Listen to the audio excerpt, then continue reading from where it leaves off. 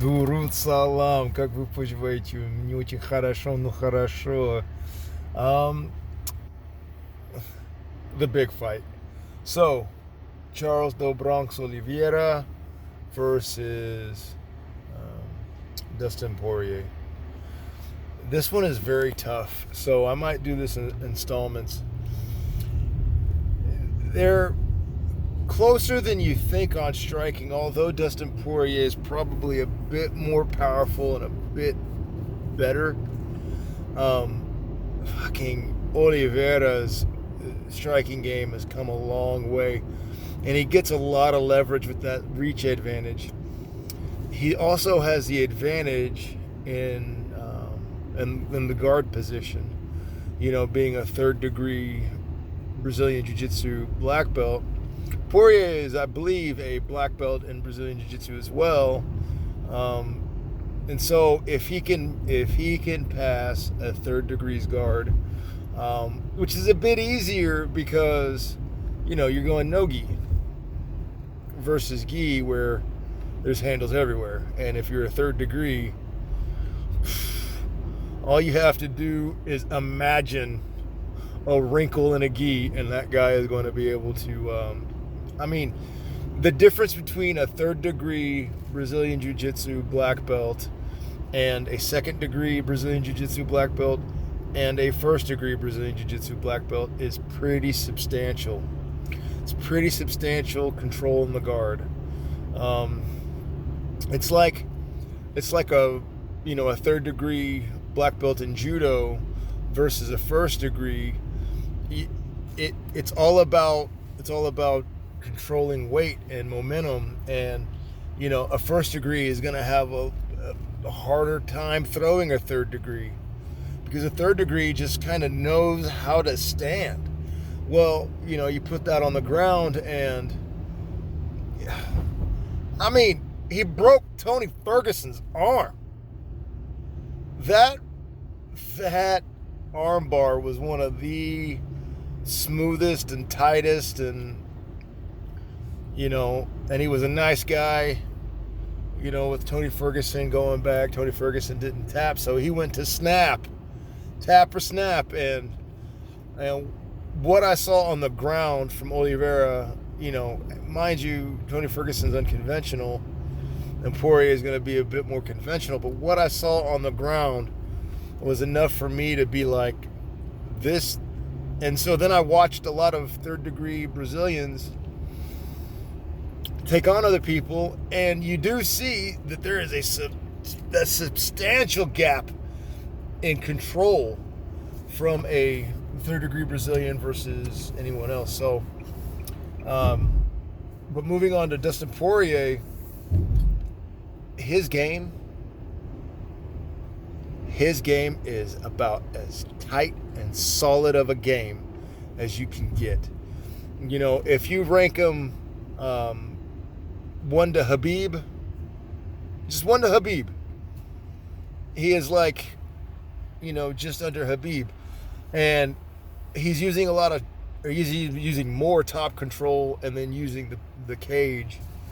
And we saw him crowd and stuff McGregor, and Conor McGregor obviously isn't what he used to be, and it's hard to grade somebody who has just fought Conor McGregor versus someone going into fight Charles Oliveira, because Oliveira is getting better.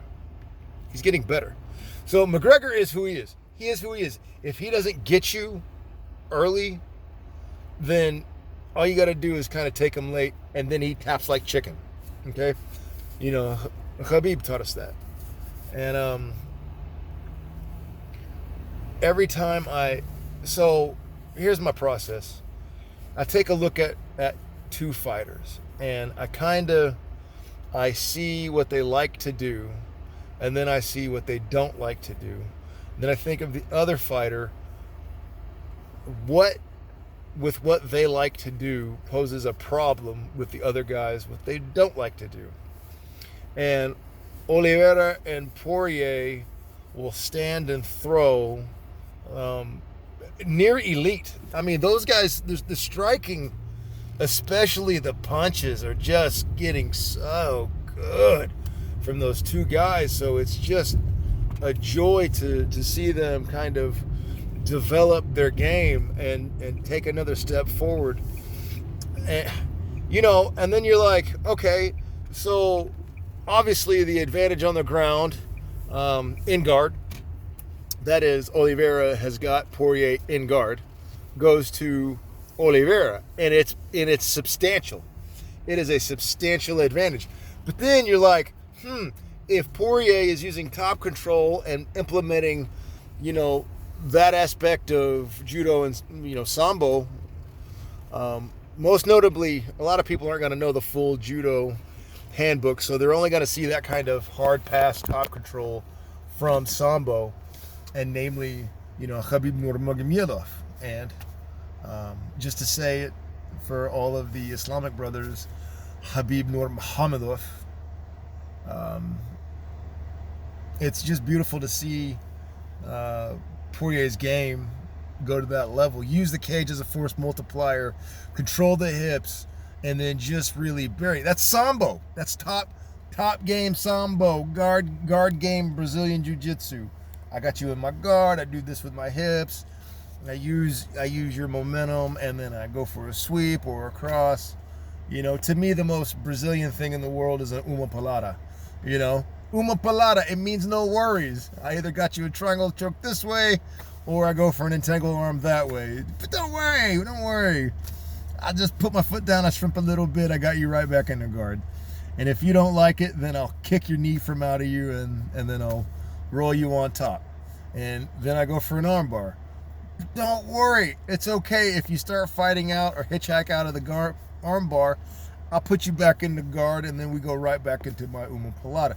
So I know Brazilian Jiu-Jitsu is way beyond that, and at one time it was the greatest fighting style in the world until, sambo posed it a lot of problems. And then before sambo, some of the more elite strikers posed it problems because you had to cut the distance.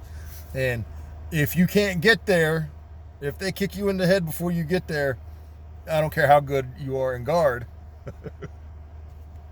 But then again, those guys started to work on their single legs and double legs, started to work with wrestlers, get a good twitch, great jump off the line, and then bury the head, either an outside head takedown or inside head takedown, just depending on, because it's easier to take the back if you go with the inside head takedown.